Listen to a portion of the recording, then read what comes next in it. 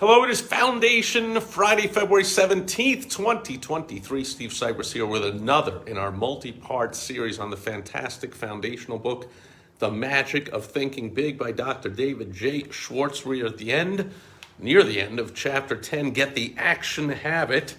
Promised last time, and here it is, 2 special exercises for developing the initiative habit. Number 1, be a crusader. When you see something that you believe ought to be done, pick up the ball and run. And Dr. Schwartz tells a story here, but I'm sure we all have them, especially in our business. Do you feel your business should develop a new department or make a new product or in some other way expand? Well, then crusade for it. Feel your church needs a new building? Crusade for it. Would you like your children's school to have better equipment? Crusade and get it for them. And you can bank on this, Dr. Schwartz tells us, while crusades may start out as one-man crusades, if the idea behind the enterprise is good, soon you'll have lots of support, so be an activationist and crusade. And the second special exercise for developing the initiative habit is to be a volunteer. Each of us has been in situations in which we wanted to volunteer for some activity but did not. Why? Because of fear.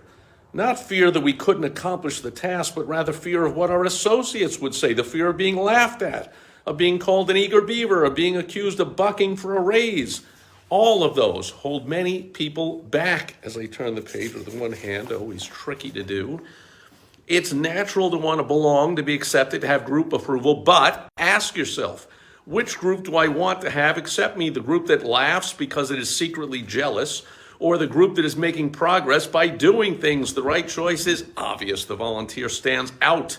He receives special attention. Most important of all, he gives himself an opportunity to show he has special ability and ambition by volunteering. By all means, volunteer for those special assignments.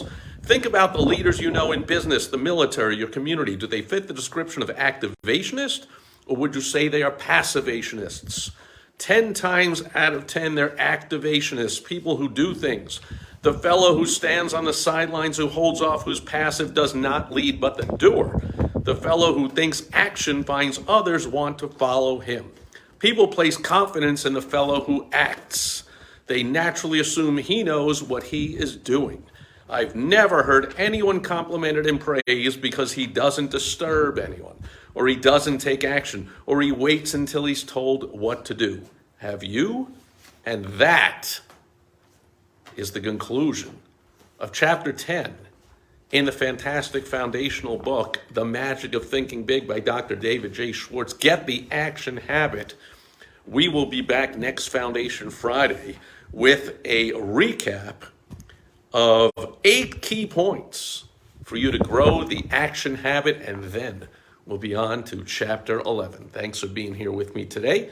Thanks for watching on the replay. Enjoy your weekend, as here it is extremely uncharacteristically windy, chilly, overcast, cool, not exactly what we're accustomed to in the Phoenix, Scottsdale area, even in February. So hopefully it's fantastic where you are. Of course, temps are still around 60 something, so we're doing just fine for another really challenging winter here. I don't want to complain because I know people all across the country and across the world have some incredibly awful winters compared to here.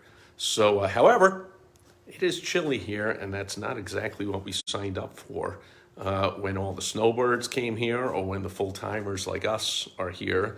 We want it to be spectacularly unbelievable this time of year as far as the weather goes. Other than the weather, it's always fantastically, spectacularly wonderful here. Hope you are doing fantastic as well, and I'll catch you back here again tomorrow on Social Media Saturday. Over and out.